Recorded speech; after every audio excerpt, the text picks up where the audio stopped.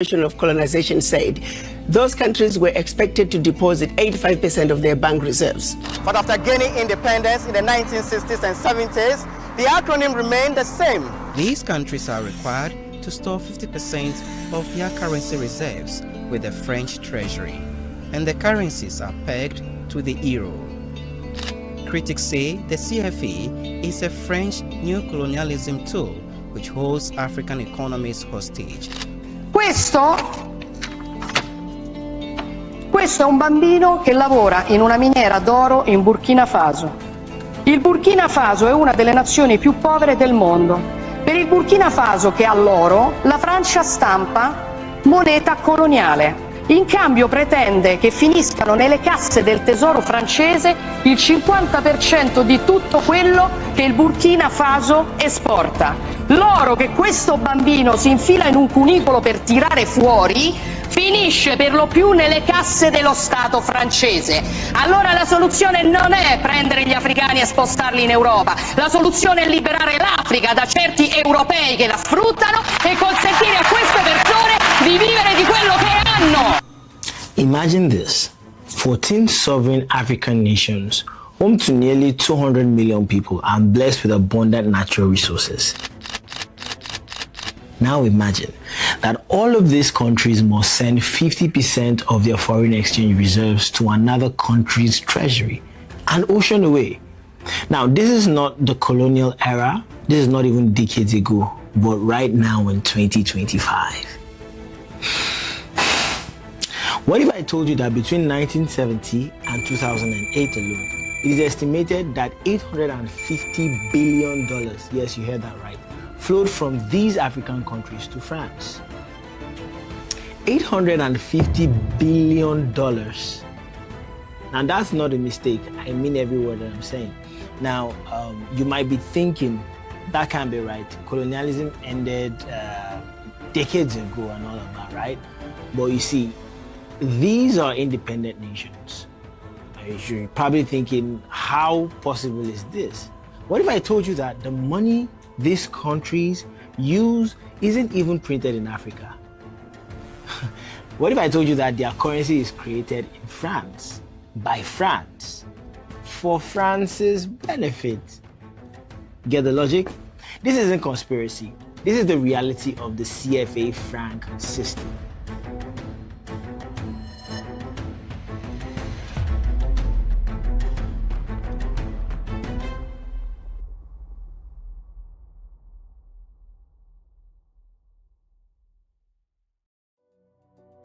So what exactly is the CFA franc?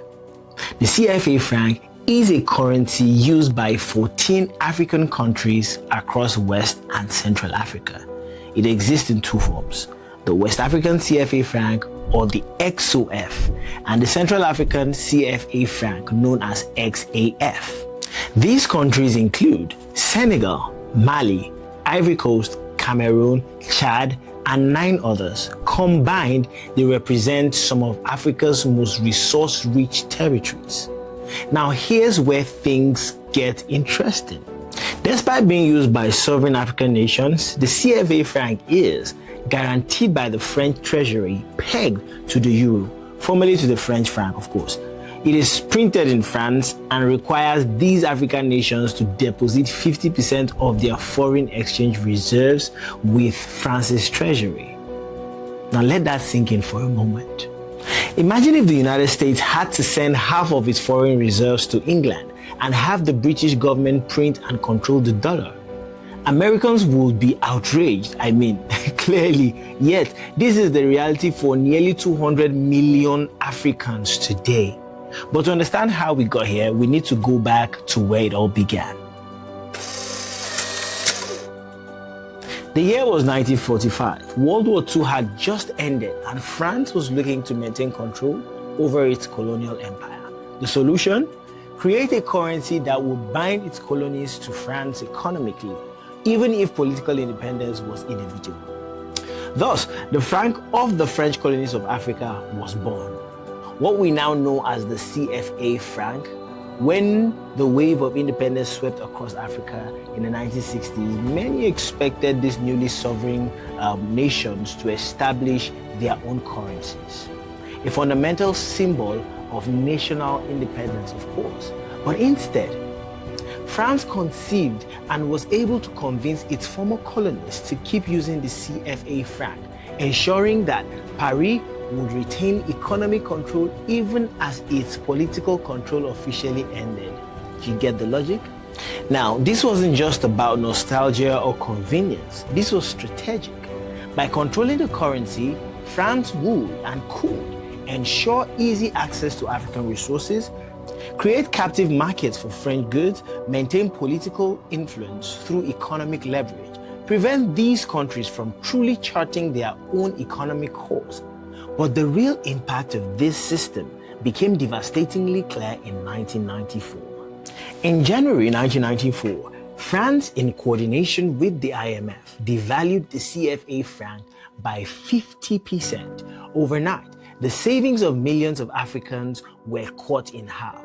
The price of imported goods doubled. Civil unrest erupted across the CFA zone.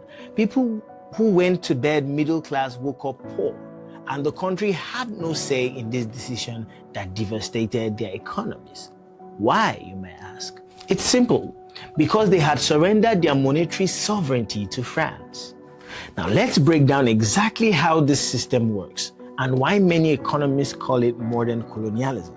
First, the 14 CFA countries must deposit 50% of their foreign exchange reserves with the French treasury. Think about that. Half of their national savings sent to another country. Second, France has seats on the central banks of both CFA zones, giving it direct influence over monetary policies, decision makings, and all the likes affecting these African economies. Thirdly, the CFA franc is pegged to the euro at a fixed rate. While this creates currency stability, it removes a crucial economic tool, currency valuation, from these nations. And fourth, all CFA banknotes and coins are manufactured in France, not in Africa, creating both symbolic and practical dependency. But what happens when a country tries to leave this system? In 1960, Guinea under President Sékou Touré decided to leave the CFA franc zone and establish its own currency as a true mark of independence. France's response? They launched Operation Persil, flooding Guinea with counterfeit currency to destabilize its economy and punish it for seeking monetary freedom. This wasn't diplomacy.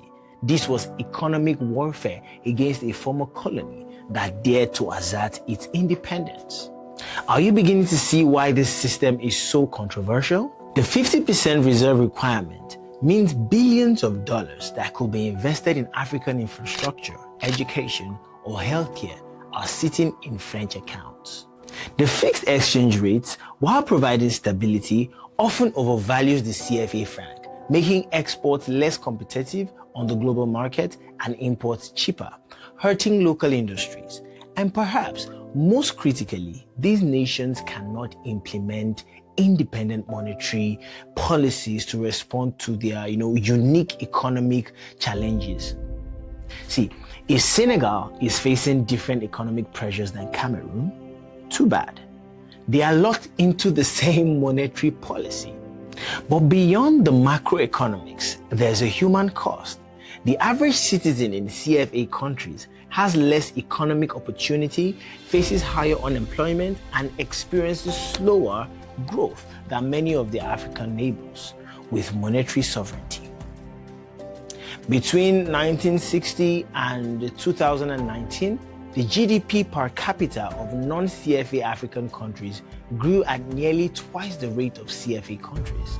Now that's not just a statistic. That's millions of dreams deferred, countless opportunities lost, generations kept in poverty. Today, the resistance to this system is growing louder. In Senegal, Prime Minister Ousmane Sonko has criticized not just French military bases on Senegalese territory, but also advocated for monetary sovereignty. Across West Africa, there's been increasing discussion about replacing the CFA franc with a new regional currency called the ECO, one that will be controlled by Africans and for Africans. And a new generation of economists, activists, and citizens are questioning why decades after independence, their economic decisions are still influenced by their former colonizers. Now, supporters of the system argue that the CFA franc provides stability in sometimes volatile regions. They point to lower inflation rates compared to some other African countries. But critics counter. At what cost? Is stability worth surrendering sovereignty? Is slightly lower inflation worth billions in lost development? This isn't just about economics. This is about dignity, about true independence, about the right of nations to chart their own economic destiny. So why should you care about an obscure currency arrangement half a world away? Because in our interconnected world, economic justice matters everywhere. Because the story of the CFA franc is a powerful reminder that colonialism didn't simply end with the lowering of European flags across Africa. It simply evolved. It became more sophisticated and in many ways more effective. When we talk about why some nations remain poor, despite the abundance of resources, we can't ignore structures like the CFA franc that systematically extract wealth as more African voices call for reform or replacement of this system. We are witnessing a crucial moment in the continent's second struggle for independence, which is economic independence. The question is no longer whether change will come, but when and what form will it take? If this video has opened your eyes to something you weren't aware of before, hit that like button, share it with someone who needs to understand how global economics really works. If you want to learn more about systems like this, subscribe and hit the notification bell so you don't miss out on our next deep dive. And remember, true freedom isn't just political, it's also economic.